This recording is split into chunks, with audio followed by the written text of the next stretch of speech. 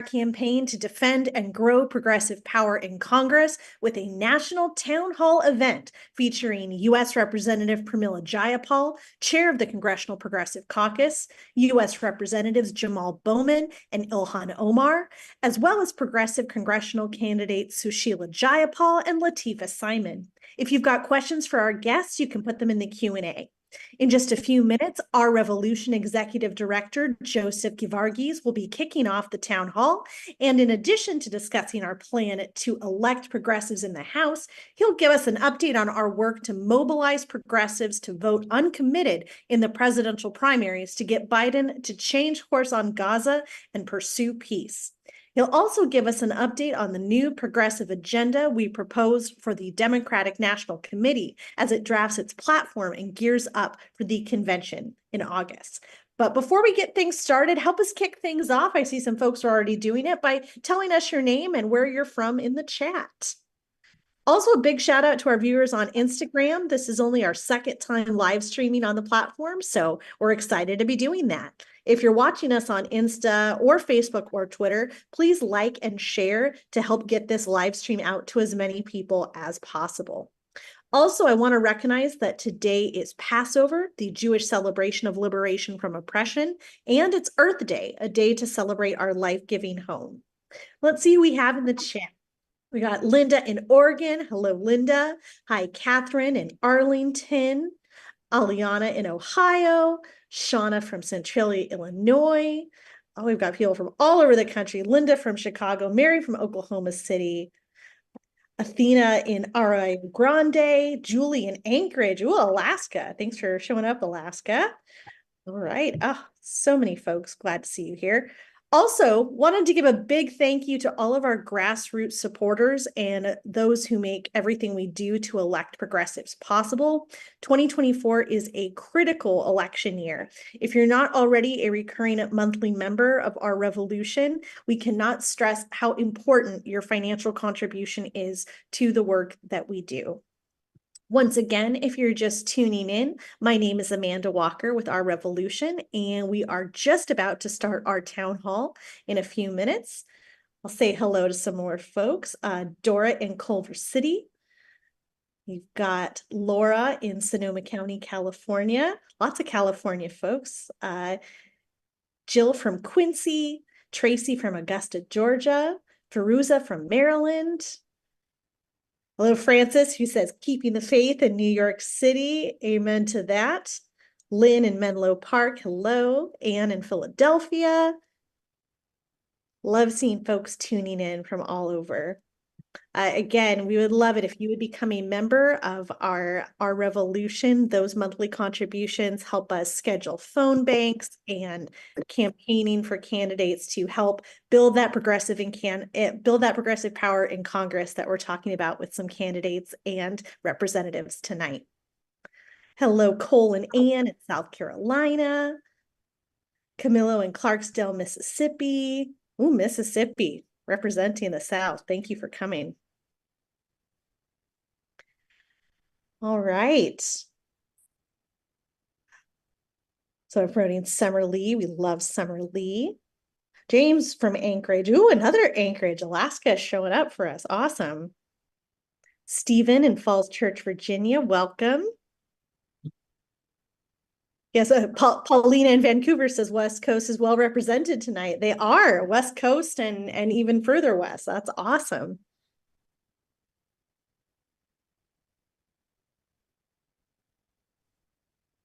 All right. I'll say hi to a few more folks and then I will be handing it over to Joseph. Hello, Mary from DC. Thank you for coming. Doreen in New York. Hello. Love seeing all of these folks here. We're really excited to get things going for the 2024 election season. We've got a lot of great plans, and thank you for showing us up to help us with them. All right. Oh, Mary says, thank you for hosting this. You bet. We are so happy to do it. Thank you for coming. You guys make this possible. All right. Read a few more names and then I'll be turning it over. Hello, Sandra in Virginia, James from Jersey. Mary in Los Angeles. Okay, well, with that, let me hand it over to Joseph Givargis, our Revolution Executive Director, to get us going. Thank you, Amanda Walker. Brothers and sisters, my name is Joseph Givargis. I am the Executive Director of Our Revolution. I want to welcome you to tonight's town hall that's focused on building progressive power in the United States Congress. Bernie started our revolution to build a grassroots movement that's powerful enough to take on the billionaire class and to hold our government accountable to prioritizing people and the planet over private profiteers. We carry out that mission by organizing grassroots voters to do three things. Number one, elect progressive champions at every level of government. Number two, fight for progressive policies like Medicare for all, the Green New Deal, living wages and union rights. And number three, transform the Democratic Party into a more progressive party. This evening's town hall is focused on the first plank of our mission, electing progressive champions. We're going to be discussing how we consolidate progressive power in the United States House and strengthen the ranks of the Congressional Progressive Caucus. Our guests tonight include U.S. Representative Pramila Jayapal, the chair of the CPC, as well as U.S. Reps Jamaal Bowman and Ilhan Omar, and our endorsed congressional candidates Susheela Jayapal and Lateefah Simon. But before I bring up our powerhouse lineup, I want to update all of you, our members, supporters, on what our work has been on the other elements of our mission. Peace in Gaza has become one of the top policy priorities for progressive voters. That's why our revolution has been at the vanguard of the Vote Uncommitted movement. We've been using the ballot box to pressure the Biden administration to end its unconditional support for Netanyahu's brutal massacre in Gaza. To date, we've helped mobilize over 600,000 uncommitted votes. Those are votes for peace. And these are votes that are in Democratic primaries that Joe Biden has to win, like Michigan, Wisconsin, Minnesota. We're proud that 37 members of the Congressional Progressive Caucus held the line this weekend and voted against more unconditional aid for Israel. We're going to be talking more about that vote in a moment with Representative Jayapal. The next front in our fight for the uncommitted movement is going to be the Maryland primary that's coming up on May 14th. We've got over 137,000 members, supporters in Maryland, and we're going to be going all out to get them to vote uncommitted, to send the president a message he can't ignore. If you want to support our push for peace and make sure that our organizing team is able to contact every single progressive voter, please contribute using the link in the chat. In addition to fighting for progressive policies, we're also fighting to transform the Democratic Party. Our revolution recently teamed up with the Progressive Democrats of America and the State Democratic Party Network to launch a comprehensive 2024 progressive power platform. Our goal is to push the Democratic National Convention and Committee to adopt these provisions in their platform going into the Chicago Convention. We're organizing the delegates to demand that the DNC include progressive priorities like limiting the power of superdelegates, filibuster reform, taxing the rich, and of course, conditioning aid to Israel. We believe fundamentally that the Democratic Party must champion progressive policies in order to energize the base going into November and ultimately to defeat Donald Trump.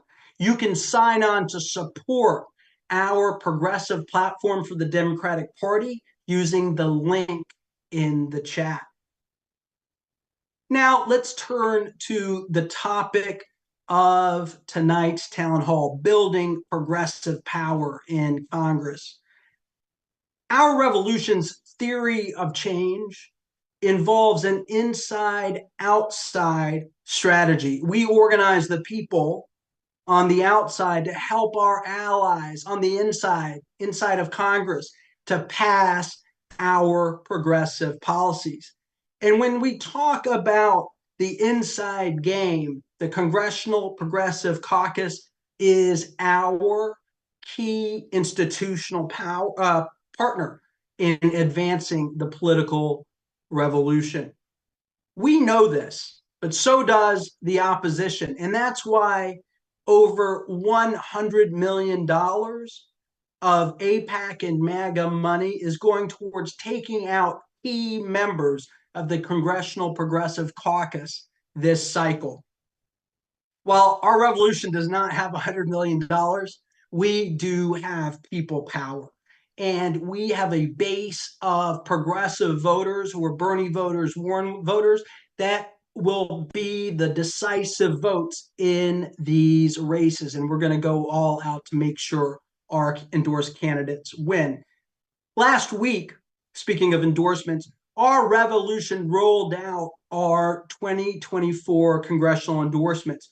We're throwing down to re-elect key progressives like Representatives Jayapal, Bowman, and Omar, who are joining us tonight.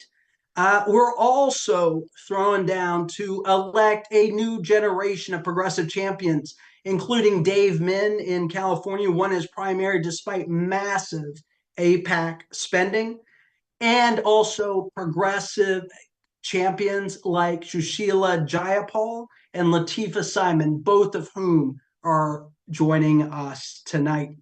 In a dozen or so of these top races, our revolution is focused on mobilizing 350,000 supporters in these districts. These are progressives. And we believe that reaching these voters by phone, by text, by email, and even direct mail is the best way to give our progressives a decisive margin of victory. We have a progressive voting bloc in every district, and our revolution's job is to get that vote out. That's why I want to encourage everyone who's on this call.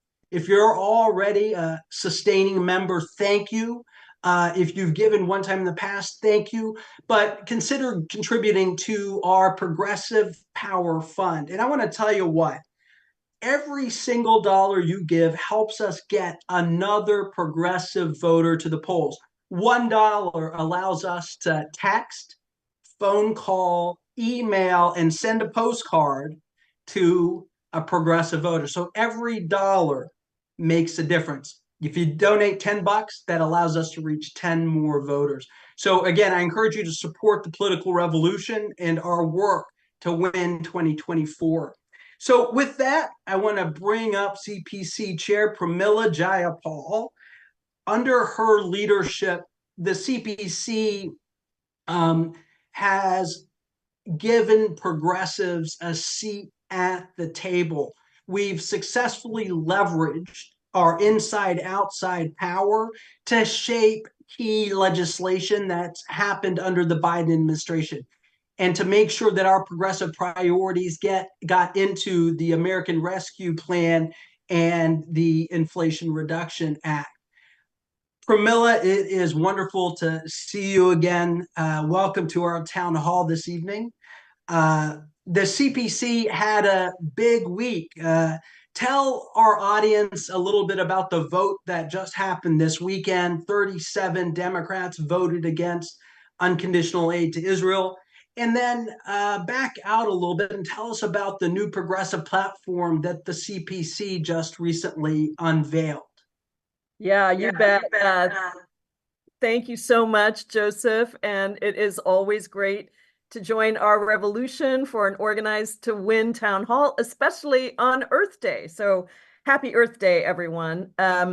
We have a tremendous amount of work to do, and I'm just so glad you're having this town hall with all these people on the line so that we can get together and really do the work that is going to be needed to be done in order for us to win. And it's such an honor to be joined tonight by my friends, Congresswoman Ilhan Omar, who is the deputy chair of the Congressional Progressive Caucus, and Congressman Jamaal Bowman, who is on our executive board of the CPC, and also two future members of Congress, Lateefah Simon, the remarkable leader who has been working on economic and racial justice in California's 12th congressional district. The CPC PAC has been so proud to endorse Lateefah.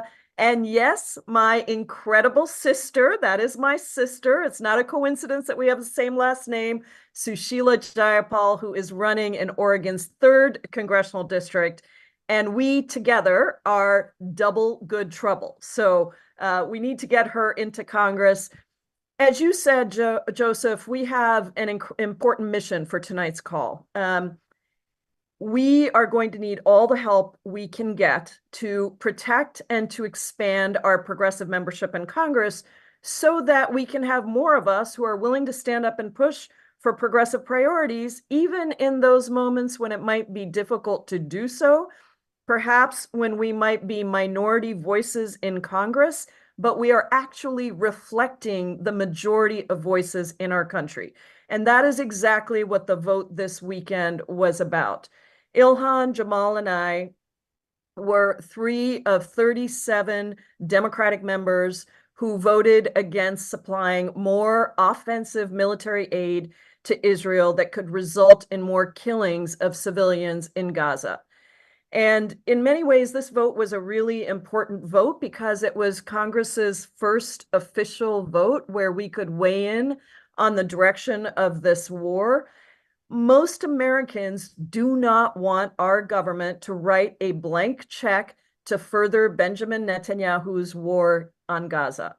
And so I am so proud to stand alongside Ilhan, Jamaal, and dozens of our colleagues to say that the United States needs to help Israelis and Palestinians find a path to peace and safety and security, and that we cannot, as the United States, continue to supply this offensive military assistance to Netanyahu, who has no incentive at this point to stop this war on Gaza, to fight for a ceasefire, to fight for the release of hostages, and to ensure that we can actually reach some sort of a long-term solution that brings peace and safety and security to both Israelis and Palestinians.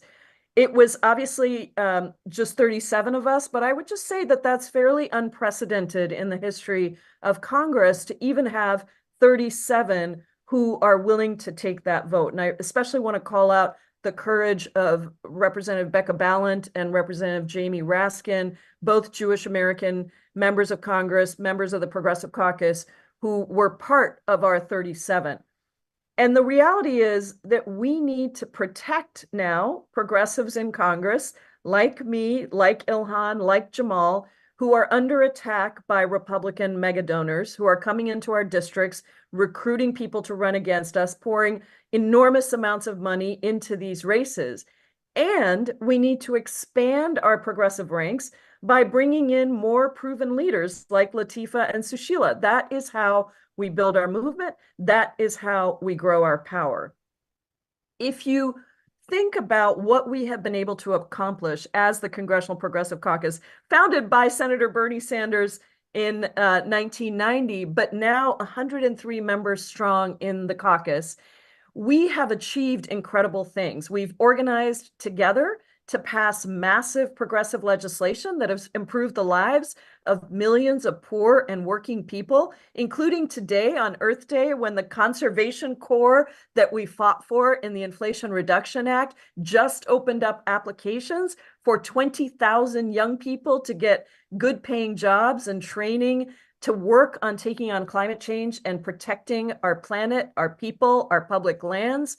We also teed up a lot that almost got across the finish line, but we need a couple of more real Democratic senators to get our majority in the Senate and pass that universal child care and big investments in housing and voting rights and immigration reform. And the truth is that despite what we've achieved, we still face a lot of threats and challenges, and the stakes are high. But the most important thing is we can and we will win again, because it is the organizing on the ground that helped defeat all that big money that flew into Dave Min's district, as an example, that is flowing into districts across the country. We won with people on the ground knocking on doors and doing that organizing work to make sure that we can get real progressives who have courage and who are willing to take on sometimes our own party in important issues and push hard, but still be able to govern. And I know that we can do that. As the chair of the Congressional Progressive Caucus, I'm the first woman of color to be the sole chair, but I want to give a shout out to Barbara Lee, who was a co-chair, the first woman of color to be a co-chair of the Progressive Caucus. I've spent the last 7 years building the infrastructure of the progressive movement, expanding the Progressive Caucus on the inside to the largest number of members ever, but also helping to build what I call the courage muscle, right? Courage is a muscle. We have to exercise it to make it strong. We exercise that courage muscle to stick together as a powerful voting bloc to push progressive policies that just a few years ago I think would have been unthinkable, from student debt cancellation to the biggest investment ever in taking on climate change. And because of that, we were able to, in 2020, push the Democratic Party to embrace an agenda that was about poor and working people across this country, an agenda that President Biden himself embraced.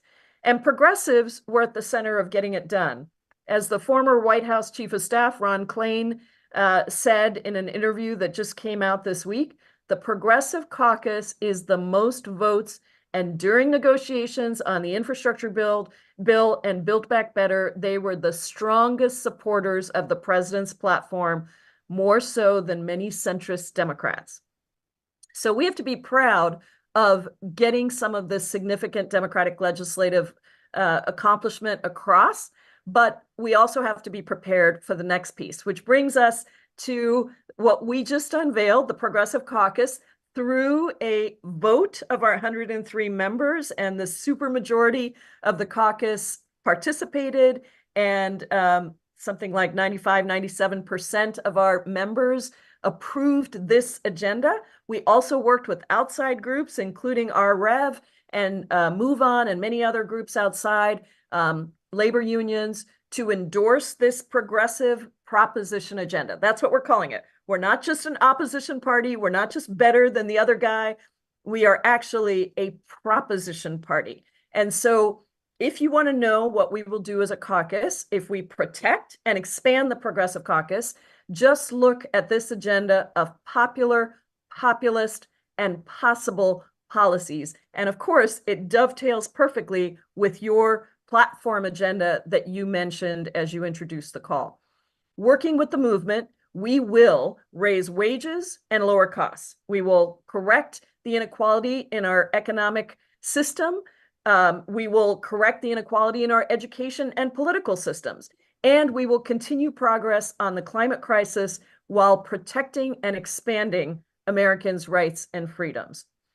I believe that we can meet the urgent needs that people are facing. We can rewrite the rules to ensure that majorities of this country are no longer barred from the American promise of equality, justice, and economic opportunity. And we can motivate people with a vision of progressive governance under Democratic majorities in the House, the Senate, and a Democratic White House that fights for the people and not the wealthiest and few billionaires. To do that, we've got to protect our incumbents like Ilhan and Jamaal, and we've got to expand our caucus with new champions like Lateefah and Susheela.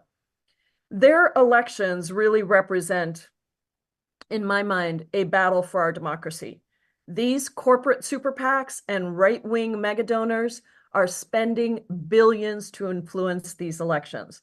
AIPAC's Republican megadonors have pledged to spend over $100 million against progressives this year alone because they are afraid of our power, because progressives have stood up for peace and for economic justice, because we have challenged the status quo and fought corporate power and proudly stood for an immediate and permanent ceasefire in Gaza. So we can't just sit back and wait to see how it all plays out. That is not what our revolution is all about. They might have the billionaire megadonors, but we have the people. And people power is how we are going to win these elections. Going to the people with a popular, proactive agenda that shows them that we will fight for them, that we will put the needs and the concerns of poor and working people first, not the wealthiest, powerful, well-connected billionaires.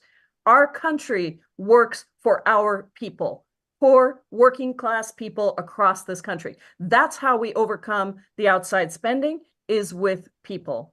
And so with that, let me turn it back to you. I'm not sure if I'm introducing my friend Ilhan or if you are, but I would be just delighted to say that she has been an incredible champion on so many issues, an incredible partner with me. And I'm just so proud to be able to work with her and to be able to support her reelection against those Trump billionaire megadonors that are pouring money into that election. The people will win because Ilhan Omar is a champion for the people. Representative Jayapal, thank you for joining our leadership call tonight. We've got several hundred people here in the Zoom room, thousands more on the phone, and thousands more watching on social media. I think you hit on all the key points. I want to ask you one thing. There are some progressives, I call them purists maybe, who say, well, a lot of the things that we really wanted, like Medicare for all or just didn't happen. Yeah. What do you say to them in order to motivate them to get out and vote? Yeah. Well, what I say is that we didn't get into this situation overnight, and we won't get out of it overnight. We are fighting against a system that is driven by corporate power, by corporate lobbyists. We have an election system where the rules are rigged for those people. And what we need to do is get inside, organize with the inside and the outside. And as Board Chair Larry Cohen always says, it's not just about changing the rulers, it's also about changing the rules. So if we get 50 senators in who are ready to get rid of the filibuster, we can actually achieve, with a Democratic House and a Democratic president, we can achieve some of the things we haven't been able to get done. We have to change both the rulers, the people that we elect to Congress, and we have to change the rules. I would just also say that when I ran for office in 2016, I was one of only 4 members of Congress that did not take corporate PAC money. Now we have over 63 members of Congress who don't take corporate PAC money. The vote we had this weekend, you could not have imagined even 37 members of Congress voting against unconditional aid to the Netanyahu government just 5 years ago. Today, we had that beginning in Congress, and the conversation is much bigger than 37. There are many more that are talking about this. Similarly, student debt cancellation. 5 years ago, everyone told us we were crazy to talk about student debt cancellation. Today, thanks to the progressive movement, the organizers outside and inside Congress, we have gotten, the Biden administration has canceled student debt, either all or partially, for 25 million people. That is really, truly remarkable. Climate change. We've been talking for so long about taking on climate change and no investment, no action. But because of progressives holding the line and making sure that we got the Inflation Reduction Act, we now have the largest investment ever. Are those things enough? No, we're progressives. We want much more. That is the nature of being progressive, is that we have a big vision. But I think we can understand what it means with our theory of change to bring progressives on the inside to show courage, to build the courage muscle, and to get the next set of things done, including getting rid of the filibuster, because then so much of what we did in the House, what Ilhan, Jamaal, and I worked on in the House that passed the House, could get past the Senate if we just had 50 Democratic senators who were ready to get rid of the filibuster. So that's what we're working on. Building power is a long-term prospect, but there are real short-term, medium-term, and longer-term wins that we can get when we believe in the power of the people and we don't allow those wealthy lobbyists and corporate billionaires to think that they're going to run this country. The people are going to run this country and work for this country. And Representative Jayapal, again, thank you for joining us. Thank you for your leadership in the CPC. I do want to say this: if the progressive movement was not effective, we wouldn't be drawing the level of opposition and big dark money that's coming after people like Pramila and Ilhan Omar and Jamaal Bowman. If we were ineffectual, we would be ignored. We're not. And the CPC has made a transformative difference over the last couple of cycles. We're going to continue to push that forward, but we got to win this election cycle. So I want to encourage everyone, again, if you are financially able, contribute to our Progressive Power Fund. Help us make sure that we get every single progressive, even the purest progressives, out to vote this election day. So next up, I want to bring up U.S. Representative Ilhan Omar. She's been an outspoken advocate for peace, for ceasefire in Gaza, and she has had a target on her back. In 2022, AIPAC-affiliated super PAC spent about $350,000 to defeat her. It was a tight race. She pulled it out. And we need to make sure that we support Representative Omar in this upcoming contest. She is facing off against the same candidate who took her on in 2022. Representative, welcome to our call. Tell us a little bit about the state of your race and about the progressive movement more generally in the CPC. Well, thank you so much, Joseph, for having me, and to our revolution. I think for many of us, the creation of our revolution was an exciting moment for the progressive movement, and I think it inspired so many people to get involved. I remember when I ran for the Minnesota House to challenge a 44-year incumbent in 2016. Our revolution was one of the first organizations to help, and a lot of my friends who were part of that movement for us to win that seat eventually became a lot of the organizers of our revolution. And so they've always been part of my story as an elected. And I'm really delighted to be in community with you all again. I want to say I'm incredibly grateful for the leadership of Congresswoman Pramila Jayapal. She serves as our chair in the Progressive Caucus, and it's an honor to serve as her deputy and to also work with her on the Medicare for All caucus as one of the vice chairs.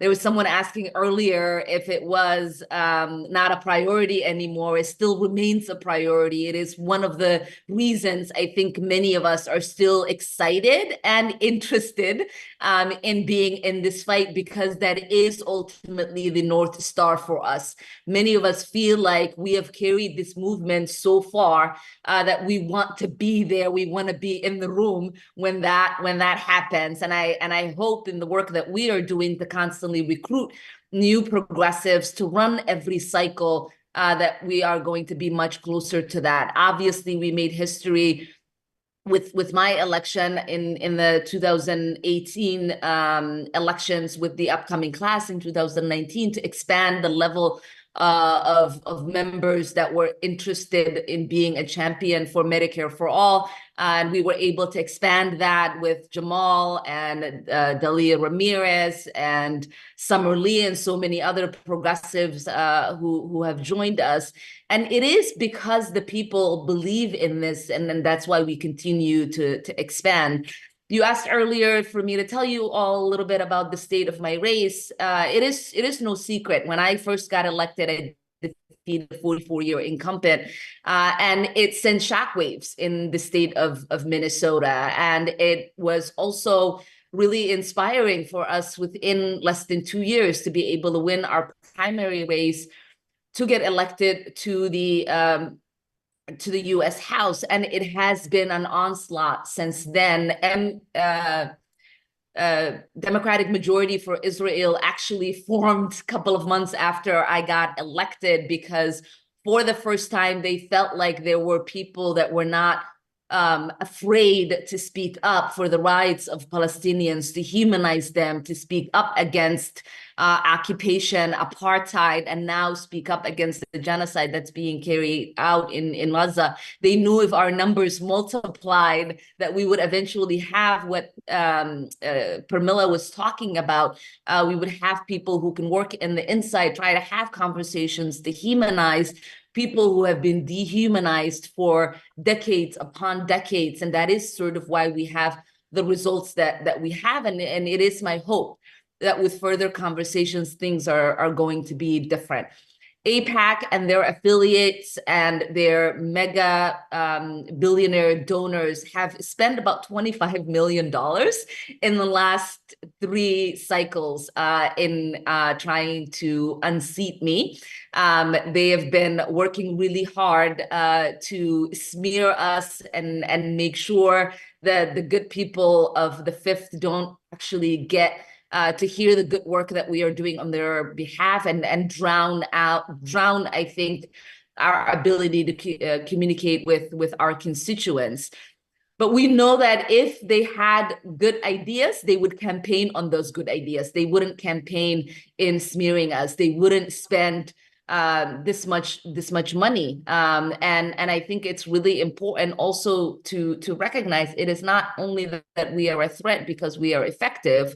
We are a threat because we bring new voices into the system. We make other people pay attention and have, I think, create credibility within governance. People are able to see the way that we govern in transparency, the monthly town halls that we've brought back into the system, the way that there is a growing movement to not take PAC money, to make sure that lobbyists are not prioritized in the meetings in our offices, to constantly be people of the community that are advocating for the community, to utilize the earmark process to actually fund community investments in communities that have historically been disinvested, to be first to the good ideas, as Chairwoman Jayapal says, to be a champion, to not be afraid to say we need student debt cancellation. I know Pramila talked about when she was running for the Senate, but actually when for the House, that in Minnesota, one of the first reasons I ran, and I used to use the tagline that I have student debt, my daughter's going to college in 4 years, and it's going to be incredibly important for us to fight for free college and student debt cancellation. And yes, people used to think that we were naive, that we were crazy, that this idea was never going to gain steam, that there were never going to be a Democratic president who would accept that idea or that policy and champion it. And to now have a sitting Democratic president be so excited about the fact that he canceled student debt and wants to cancel student debt for more borrowers really brings joy to my heart. And I think it should bring joy to all of the progressives who spend many years in the front lines creating this movement. The same for having the highest climate investment. A lot of us, when we were talking about the Green New Deal, when we were talking about holding polluters accountable, nobody thought this was going to be possible to have a president who would use the poly pulpit, who would use the legislative process to actually make those kind of investments. And now today, to celebrate Earth Day, we have a president who is celebrating the achievements of his climate agenda in the Inflation Reduction Act, and many of the Democrats who fought us so hard are posting about these investments and what it means in their communities in creating a sustainable planet for all of us, and the number of jobs that it would create. And I think a lot about things like school meals. For far too long, as a former nutrition educator, people used to say that's not going to happen, Ilhan. And I think about early conversations that I had with Minnesota legislators and our now governor, and people being like, that's not a feasible idea. And Minnesota was the fourth state to create universal school meals, and Minnesota Democrats can't shut up about it. Everybody wants to start the conversation with that and wants to end the conversation with that, because nearly 78% of Minnesotans support that policy. And every single policy we fight for, because it is rooted in fighting to make sure healthcare is accessible to everyone. It is rooted in making sure everybody is housed. It's rooted in making sure we have an educated populace that is not weighed down by debt. It is rooted in making sure our climate is sustainable. It is rooted in leveling the playing field for everyone. It is what I call the politics of joy.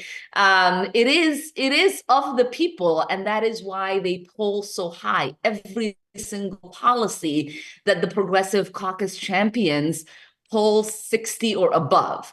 And they fight us hard because they know that if the American people were given a chance in a direct democracy, and if the people's house was actually the people's house and not beholden to special interests, that all of these great policies that we have advocated for since we became public servants would be implemented, and we would have an incredibly great progressive country that takes care of everyone. And so I know that they're going to spend a lot of money to make sure our work and our record is diminished, but we are proud, and we are moving in a way that is of strength and not of weakness.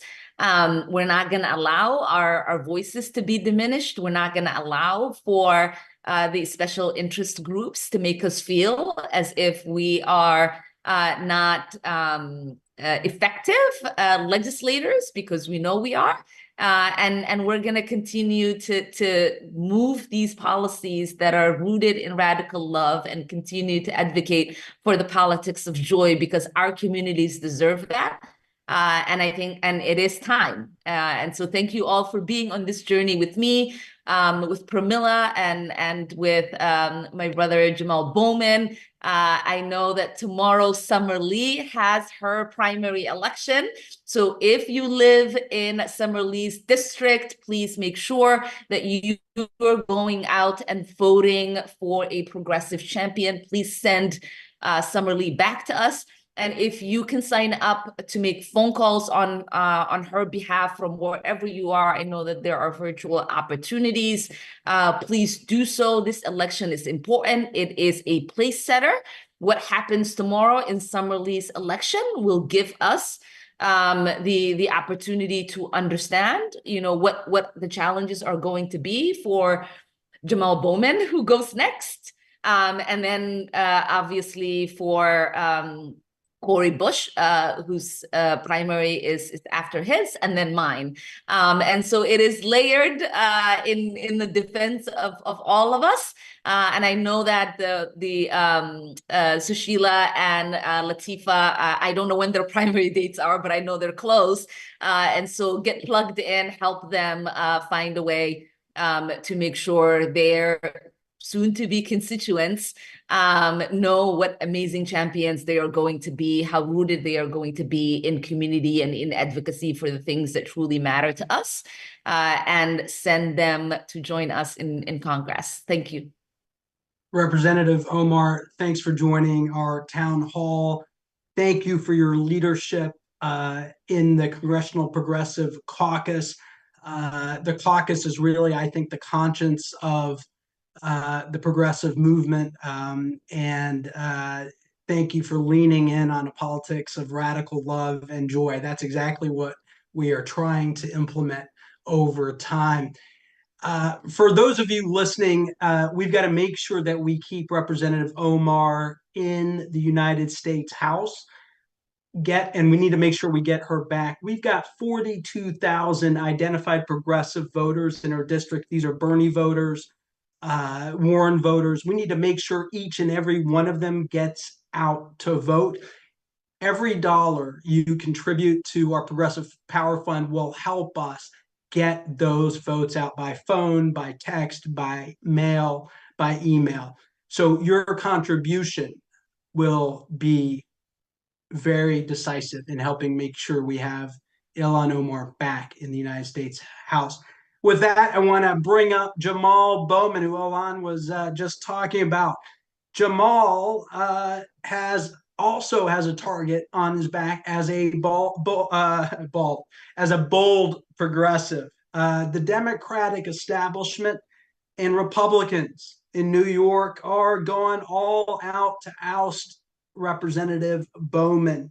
Machine Democrats recruited George Latimer, who is the Westchester County executive, to run against him. And not only that, right-wing MAGA money is pouring a ton into the race to take out Jamaal Bowman. Jamaal, this is probably one of the most closely contested races for progressives.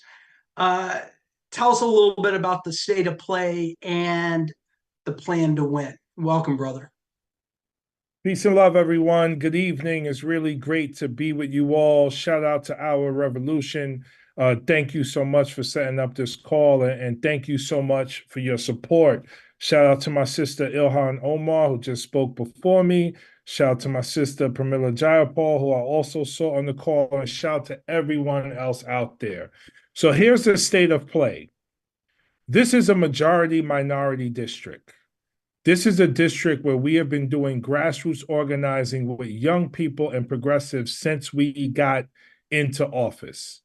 If young people come out and people of color come out, including African Americans, Latinos, South Asians, Asians, and the Arab Muslim community, we crush this election. But our work is about connecting with the primary voters who are disenchanted, disengaged, and dissatisfied with how the political system has not met their needs for their entire lives.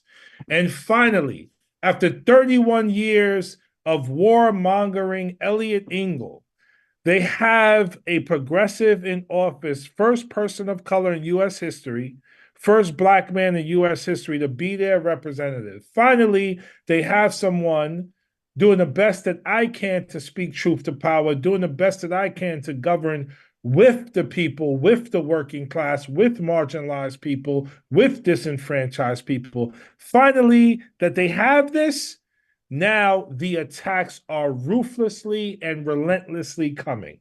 We all know AIPAC said they're going to spend $100 million to come after the squad. 20 of those $100 million is going to be in this race, maybe 25 or 30 million in this particular race. My district, formerly represented by Congressman Engel, is right next door to a district formerly represented by Nia Lowey, two people who had huge support from AIPAC. So that tells you right there the kind of district we're talking about here. So they have money. They have a history of power and working with special interests, but we have the people. We have the grassroots. We have been doing the organizing that is necessary to win this race. And they're coming after us. Why? This is the thing that continues to blow me away, brother. Ilhan talked about the politics of joy, Brother Joseph. Politics of joy. I often talk about the politics of love, right? And compassion and care. As a matter of fact, one of the first resolutions I introduced when I first got to Congress was a resolution called the Care for All Agenda. And it was all about redesigning and reimagining and rebuilding our economy with care at the center of it. Now, what does care look like? It looks like universal child care. It looks like universal pre-K. It looks like finally, our country providing paid leave to families. It looks like investing in home care. It looks like healthcare as a human right, housing as a human right, fighting for climate justice, and my personal favorite, I know I'm biased, fully funding our public schools. That's what care looks like for me and for us. And because we're focused on care and compassion and joy and love, we have the military industrial complex and warmongers aligning themselves with special interests, racist, MAGA, election denying Republicans to get the first Black man out of this seat. And my opponent, who's a so-called lifelong Democrat, is actually holding fundraisers with Trump donors. Trump donors are throwing fundraisers for my opponent so they could get me out the seat. Why? Because I have the nerve to speak out for all humanity, including Palestinians, including the people of Gaza, because I got the nerve to speak out for justice reform and holding police accountable, because I got the nerve to want to take a public health approach to public safety, Brother Joseph, when we know what the research tells us. What does the research say? We have to invest in dealing with the issue of substance abuse, of mental health. We need to implement workforce development, fully fund education, and you'll have justice reform. Right now, we have a military industrial complex, a prison industrial complex, and plantation capitalism, in addition to our racism, our sexism, and our caste system.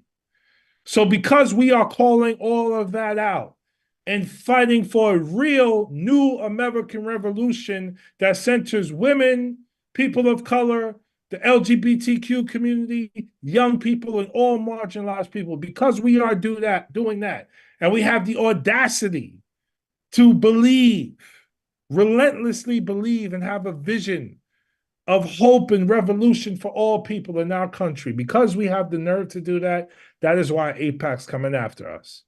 Coming after us with hate, coming after us with bullying and intimidation and fear. You should see what they're doing in my district, man. Lie after lie after lie about my record.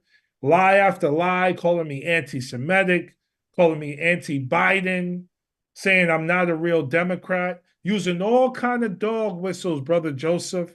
They don't like my style. I'm a little too radical. I'm a member of the squad. They want to call me the N-word, but they know they can't get away with that. So they say everything else. But it's all right. You know why it's all right? Because the people in this district got my back, and I got their back. And our revolution has my back, and the squad has my back, and people of goodwill and conscience and humanity who are really fighting for what America is supposed to stand for. We got each other's back. And so we are very close to early voting, which is June 15th, very close to Election Day on June 25th.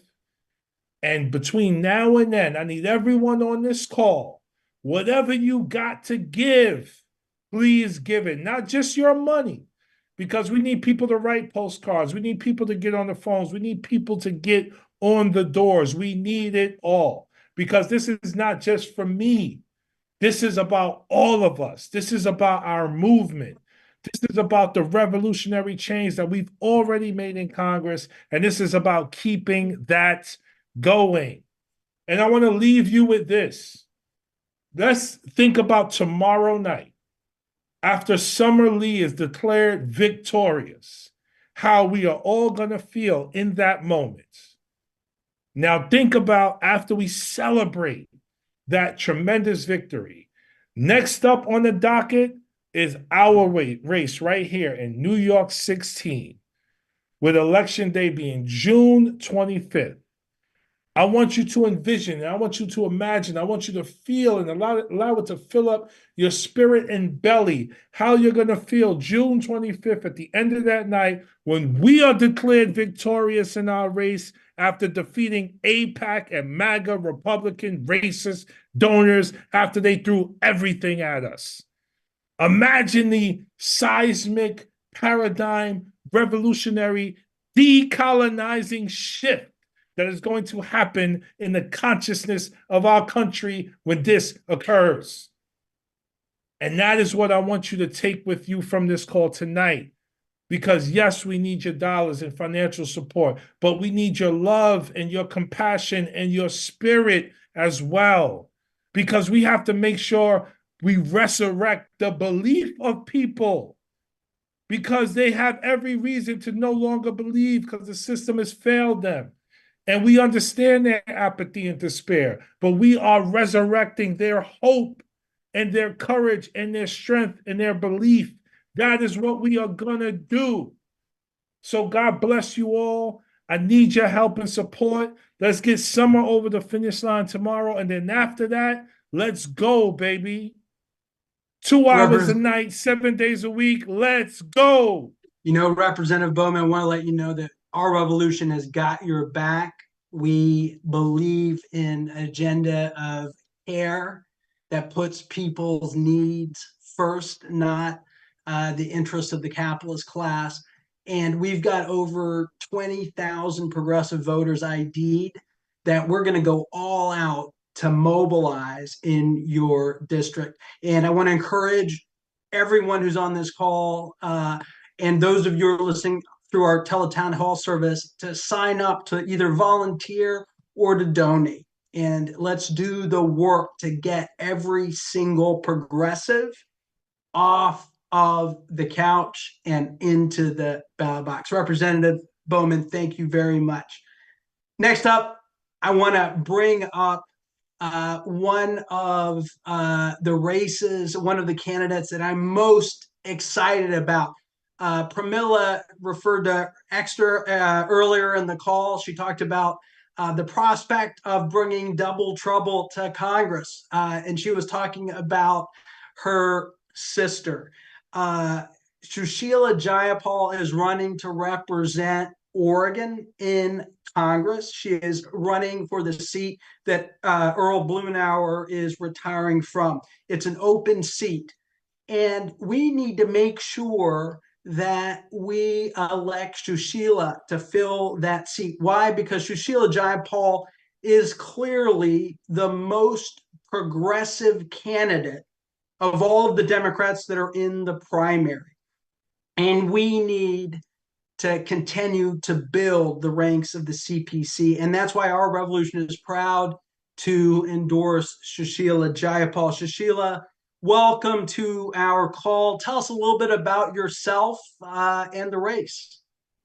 Joseph, thank you so much. And everybody who's online, thank you. I cannot tell you how thrilled I am to be here with these progressive champions, with you, Joseph, with our revolution, and everybody who's out there fighting for our revolution, with Representative Ilhan Omar, with Representative Jamaal Bowman, and my sister. I always choke up at this moment, the incomparable Representative Pramila Jayapal. I will tell you that it would not have occurred to me to enter political office if it weren't for Pramila's example. And I know that I am one of tens of thousands of people that she has inspired, because she has shown us how you can be true to your values, how you can also find common ground to get things done, but how you are relentless in pushing for the policies that we need for our people. So again, thank you all so much for being here. Lateefah, I can't wait to hear from you. Let me tell you a little bit about how I did get to this. And those of you who know Pramila's path know a little bit about my early path, which is that I came to the United States when I was 16. My parents really believed in something that we have become cynical about, which is the American promise, the American dream. But they believed in it, and they did not have a lot of money, but they scraped together everything that they had to send me here and to send Pramila here. And it was an incredible financial sacrifice, but more than that, it was a personal sacrifice. They are now 84 and 94 years old. They have grown old in India without us. And it is that sacrifice that I carry forward with me every day. It's that sacrifice through a somewhat long and windy journey that has led me into running for politics. I have lived in this district. I've called it home for almost 30 years. I have been a lawyer here. I have been a nonprofit leader, served on boards of organizations like Planned Parenthood, lots of organizations that work in social services and education. And most recently, I've been a county commissioner. I ran for county commissioner because of the work I was doing with nonprofits, because of seeing how, despite so much good work in social services, people were just falling farther and farther behind. And this was in 2017, when it was a good economic time. Portland was the darling of the coffee set. We were on the front pages of the New York Times. But the rising tide was simply not lifting all boats. It was actually drowning people. And what I was seeing was displacement, was folks not able to survive, much less thrive in my community. So I ran for the county commission because local government, counties in particular, are the social safety net. And I believe that that was where I could make a daily difference in people's lives. And what I have learned through working on the front lines with our community organizations that serve Black and brown folks, our immigrant and refugee communities, the folks who've been on the front lines of so much through the pandemic, through a homelessness crisis that we're experiencing here, through a behavioral health crisis.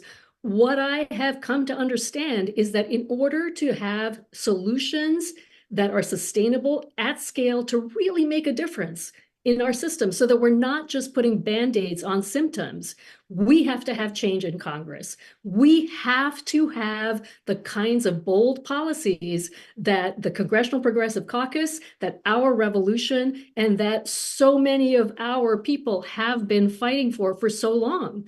We need a Green New Deal. We need a Green New Deal for public housing. One of the top priorities of mine in running for Congress has been affordable housing. We need the government back in the business of building public housing, not public-private partnerships. Those are all right, but they haven't worked for the last 40 years and they're not going to work now. Social housing is where we need to go.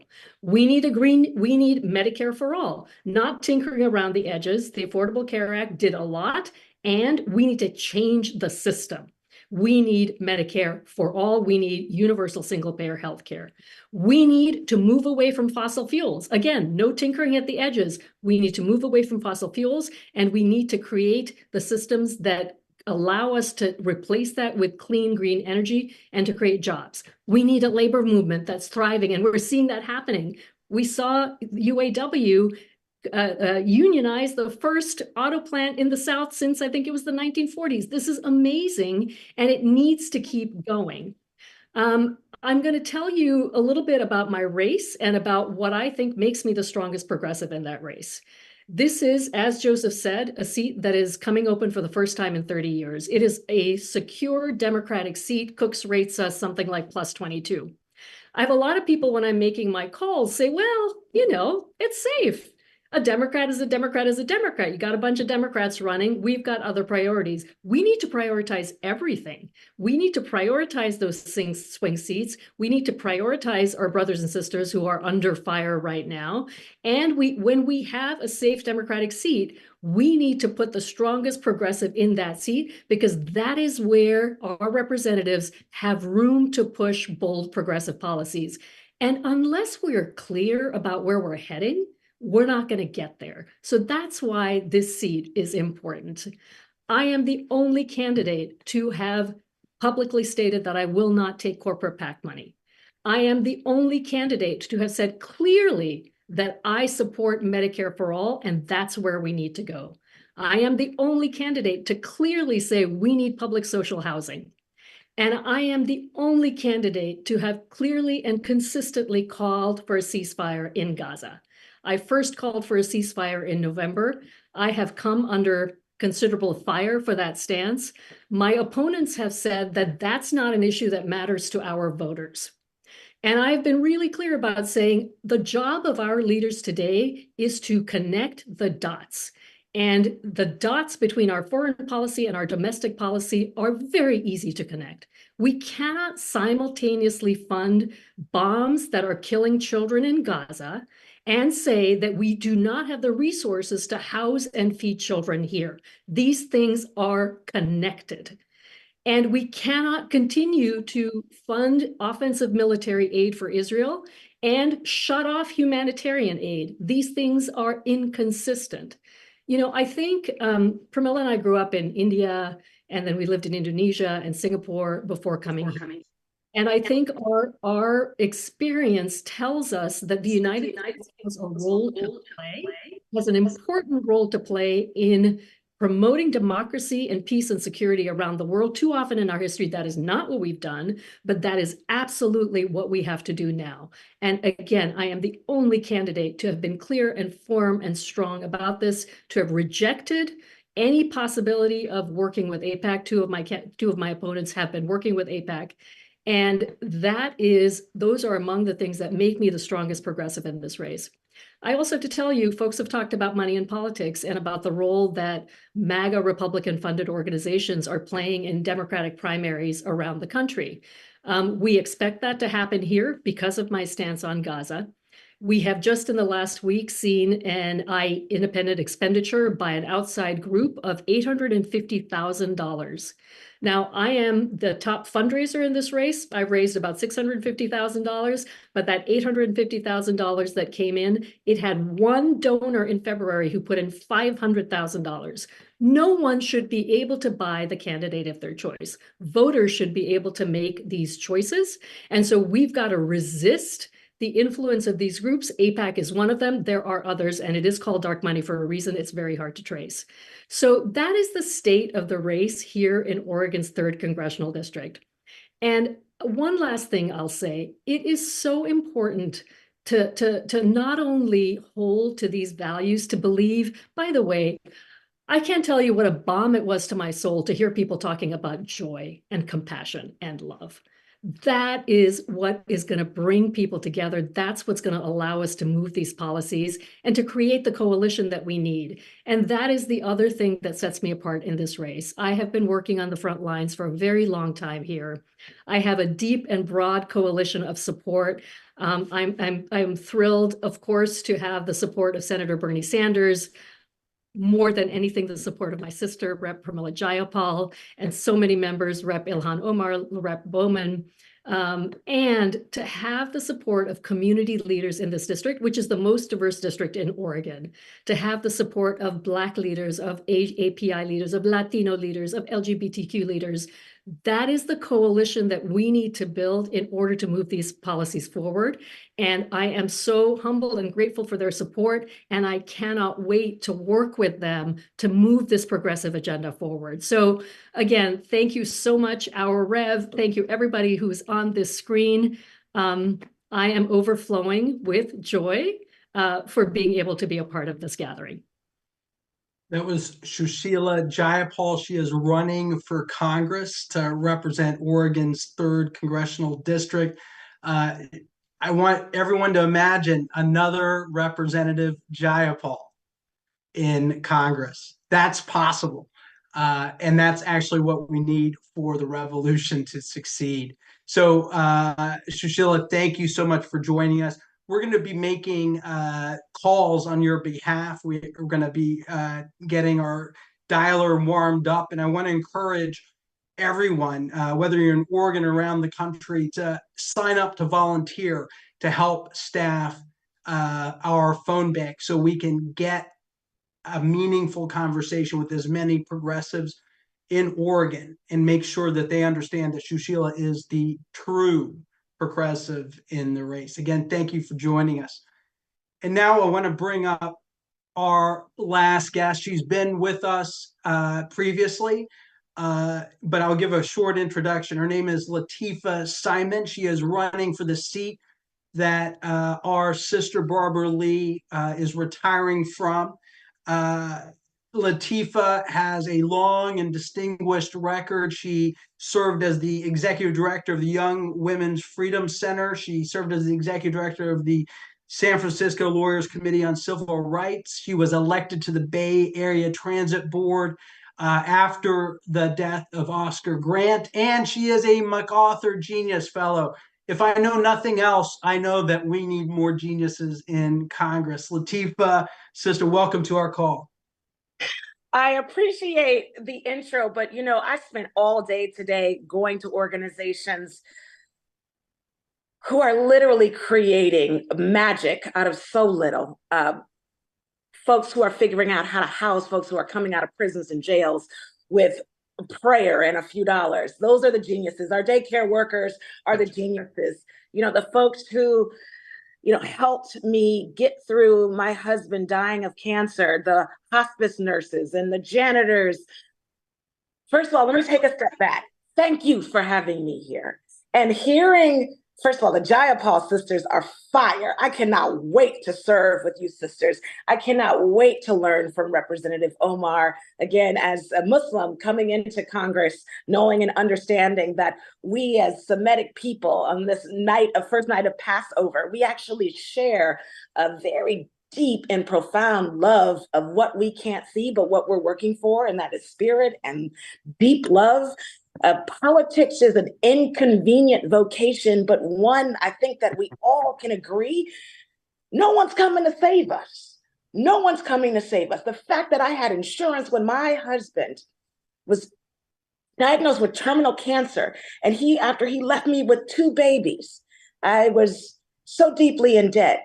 And I had so many privileges as someone who had worked in organizing and had a beautiful community. We will end in our lifetime the reality that folks can't go to the doctor when they need to, that our children don't have what they need to be able to study in a safe and beautiful environment. We will end the long-standing reality that we continue to pour more resources into ammunition, into beloved communities. Like, I have nothing more to say in terms of the politic of now, the radical but very pragmatic understanding that our revolution and my sisters and brothers on this call are talking about. We need good healthcare. We need good working conditions. We need to make sure that folks don't sleep on concrete. These are local issues, but by God, the federal government has an opportunity to bring back, I'm literally tearing up, bring back resources to the ground in our communities. And guess what? The old party line isn't working anymore. We have everything to lose. Half of the women in this country have lost bodily autonomy. By hell and high water, we will win that back. And I don't think that we need to be scared of folks who are on the other side of our politics, because we have been here before. The folks who are organizing in our communities every single day, knocking doors for this election and others, those who are literally burying their loved ones because of gun violence, we know that we have a job to do that is sacred. So I am running for Barbara Lee's seat. She has endorsed my campaign. I am so proud to have union backing and a diverse, extremely beautiful coalition that only, I would say, the Bay Area represents. There's over 178 languages spoken in my district. I believe so much in this country that we have all built together. I believe in this idea that has not been literally felt and enjoyed yet, of true peace and dignity and wholeness and equality. We're going to get there. And my glasses aren't rose colored. I understand how far we have to go. But I got to tell you, if we lose the dreamers, these folks who are on the call right now, if we lose them, we are in big, big trouble. Big, big trouble. I'm so proud to be a part of this community. And yes, I was in a 9-person race. I won with 56% of the vote. I'm not taking anything for granted. I'm going to spend my summer campaigning for the folks who are on this phone, myself, and other folks across the country, because again, the cavalry really is not coming. It is us with our dreams, our hopes, and our tactical experience that are going to move the house, that are really going to continue the politic that we've set forth for the last decade, the last 2 decades, the last 3 decades as progressives, that we are deserving of more. We have the resources to ensure that we are protecting folks who are deeply on the margins. And for those who want to satisfy this idea that folks can actually see material conditions in their communities change for the better, there are folks who are willing to take on that work. And so I'm so thankful to be in this race. I'm so thankful to be a part of the Our Revolution family. I have a lot to learn, but I've done a lot. And together, I think we will continue to change the politic of this country. So happy to be here. Lateefah, thank you for joining our town hall this evening. Brothers and sisters, this call should give us all hope. We have amazing champions in Congress right now that we need to keep there. And then we need to send people like Lateefah and Susheela to get their backs. That is our theory of change, is we've got to grow, consolidate, defend our power in Congress, and we need to grow it. And that's what this call has been about. I encourage all of you to either donate financially or donate your time to helping us advance a vision of change, a vision that is deeply rooted in love and joy and community, in which no human being is forced to live a substandard life. That is what this is about. We have a chance to transform this country election by election. And this town hall has been about this election that is coming up.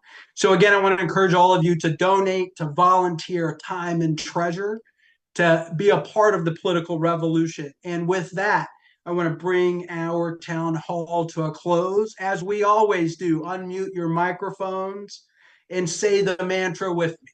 When we organize, we win. When we organize, we win. When we organize, we win. Thank you and good night.